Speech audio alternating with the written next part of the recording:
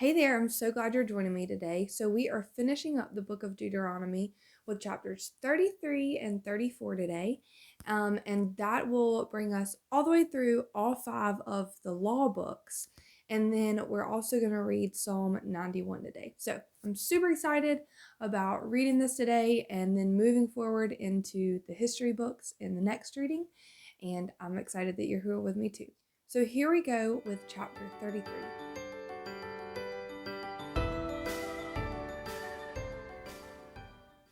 This is the blessing that Moses, the man of God, gave the Israelites before his death. He said, "The Lord came from Sinai and appeared to them from Seir. He shone on them from Mount Paran and came with 10,000 holy ones, with lightning from his right hand for them. Indeed, he loves the people. All your holy ones are in your hand, and they assemble at your feet. Each receives your words. Moses gave us instruction, a possession for the assembly of Jacob. So he became king in Jeshurun, when the leaders of the people gathered with the tribes of Israel. Let Reuben live and not die, though his people become few." He said this about Judah: "Lord, hear Judah's cry and bring him to his people. He fights for his cause with his own hands, but may you be a help against his foes." He said about Levi, "Your Thummim and Urim belong to your faithful one. You tested him at Massa and contended with him at the waters of Meribah." He said about his father and mother, "I do not regard them." He disregarded his brothers and didn't acknowledge his sons, for they kept your word and maintained your covenant. They will teach your ordinances to Jacob and your instruction to Israel. They will set incense before you and whole burnt offerings on your altar. Lord, bless his possessions and accept the work of his hands. Smash the loins of his adversaries and enemies so that they cannot rise again. He said about Benjamin, "The Lord's beloved rests securely on him. He shields him all day long, and he rests on his shoulders." He said about Joseph, "May his land be blessed by the Lord, with the dew of heaven's bounty and the watery depths that lie beneath, with the bountiful harvest from the sun and the abundant yield of the seasons, with the best products of the ancient mountains and the bounty of the eternal hills, with the choice gifts of the land and everything in it, and with the favor of him who appeared in the burning bush. May these rest on the head of Joseph, on the crown of the prince of his brothers. His firstborn bull has splendor, and horns like those of a wild ox. He gores all the peoples with them to the ends of the earth. Such are the 10,000s of Ephraim, and such are the thousands of Manasseh." He said about Zebulun, "Rejoice, Zebulun, in your journeys, and Issachar in your tents. They summon the people to a mountain. There they offer acceptable sacrifices, for they draw from the wealth of the seas and the hidden treasures of the sand." He said about Gad, "The one who enlarges Gad's territory will be blessed. He lies down like a lion and tears off an arm or even a head. He chose the best part of himself because a ruler's portion was assigned there for him. He came with the leaders of the people. He carried out the Lord's justice and his ordinances for Israel." He said about Dan, "Dan is a young lion, leaping out of Bashan."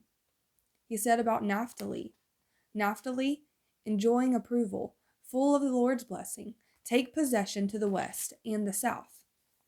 He said about Asher, "May Asher be the most blessed of the sons. May he be the most favored among his brothers and dip his foot in olive oil.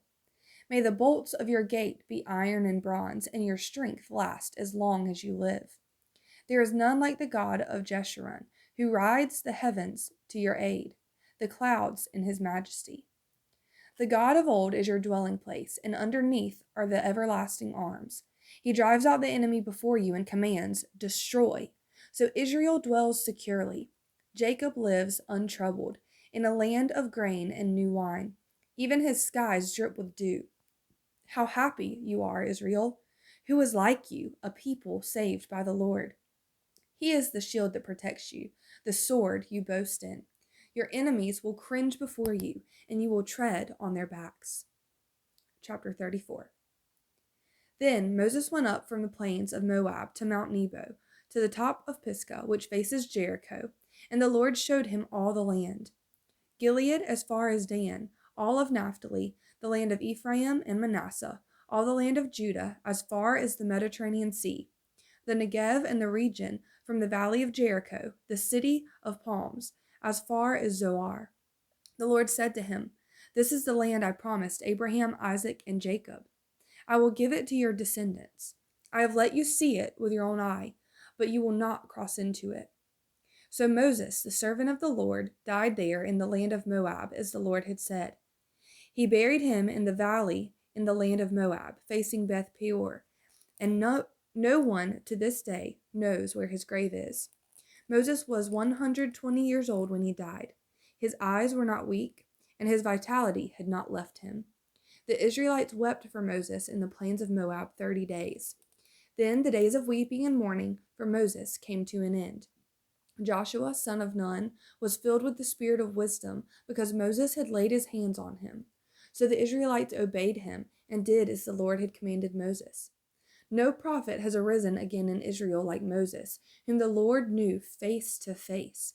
He was unparalleled for all the signs and wonders the Lord sent him to do against the land of Egypt, to Pharaoh, to all his officials, and to all his land, and for all the mighty acts of power and terrifying deeds that Moses performed in the sight of all Israel. The one who lives under the protection of the Most High dwells in the shadow of the Almighty. I will say to the Lord, my refuge and my fortress, my God in whom I trust. He himself will deliver you from the hunter's net, from the destructive plague. He will cover you with his feathers. You will take refuge under his wings. His faithfulness will be a protective shield. You will not fear the terror by night, the arrow that flies by day, the plague that stalks in the darkness, or the pestilence that ravages at noon. Though 1,000 may fall at your side, and 10,000 at your right hand, the pestilence will not reach you. You will only see it with your eyes, and witness the punishment of the wicked. Because you have made the Lord, my refuge, the Most High, your dwelling place, no harm will come to you, no plague will come near your tent. For he will give his angels orders concerning you, to protect you in all your ways. They will support you with their hands, so that you will not strike your foot against a stone. You will tread the lion and the cobra. You will trample the young lion and the serpent, because he is lovingly devoted to me. I will deliver him. I will protect him, because he knows my name. When he calls out to me, I will answer him. I will be with him in trouble. I will rescue him and give him honor. I will satisfy him with a long life and show him my salvation.